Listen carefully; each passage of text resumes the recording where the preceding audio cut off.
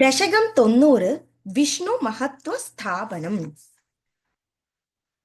ഭൃഗഭൃഗുമുനി മോഹിന്യംബിരീഷാദിവൃത്തേഷു അയിത്തവ he മഹത്വം സർവശർവാദിജൈത്രം സ്ഥിതമിഹ പരമാത്മൻ നിഷ്കലാവാഗഭിന്നം കിമപി യദവഭാതം തദ്ധി രൂപം തവൈവ മൂർത്തിത്രയേശ്വര സദാശിവ പഞ്ചകം യത് പ്രാഹുഃ പരാത്മവപുവേര സദാശിവോऽസ്മിൻ തത്രേശ്വരസ്തു സവികുണ്ഠപദസ്ത്വമേവ ത്രിത്വം പുനർഭജസി സത്യപദേ ത്രിഭാഗേ തത്രാഭി സാത്വികതനും തവ വിഷ്ണുമാഹൂ ദാദാതു സത്വവിരലോ രജസൈവ പൂർണഃ സത്വോത്കടക്വമപി ചാസ്തി തമോ വികാര ചേഷ്ടാധികം ച തവ ശങ്കര നാംനി മൂർത്തൗ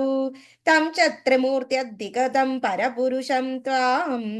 സർവാത്മനാഭി ഖലു സർവമയത്വഹേതോഃ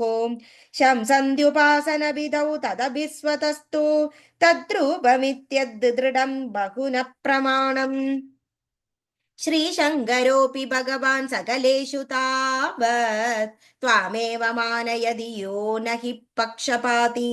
ത്വന്നിഷ്ടമേവ സഖി നാമ സഹസ്രകാദി വ്യാഖ്യാദ്ഭവസ്തുതി പരശ്ച ഗതിം ഗതോന്തേ മൂർത്തിത്രയാദിഗമുവാച മന്ത്രശാസ്ത്ര സ്യാദൗ കലായ സുഷമം സകലേശ്വരം ത്വാം ധ്യാനം ച നിഷ്കലമസൗ പ്രണവേ ഖലു ത്വാം ത്വാമേവ തത്ര സകലം നിജഗാദനാന്യം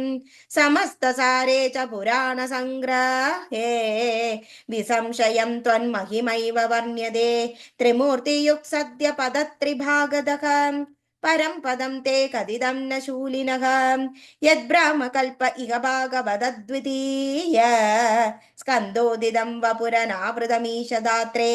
തസ്യൈവ നാമ ഹരിശർവമുഖം ജഗാദ ശ്രീമാധവ ശിവ പരോപി പുരാണസാരേ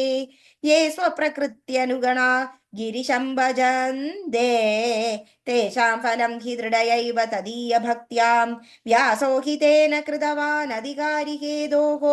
സ്കാന്ദാദികേഷു തവഹാനി വചോർത്ഥവാദൈഃ ഭൂതാർത്ഥകീർത്തി നരുവാദ വിശുദ്ധവാദൗ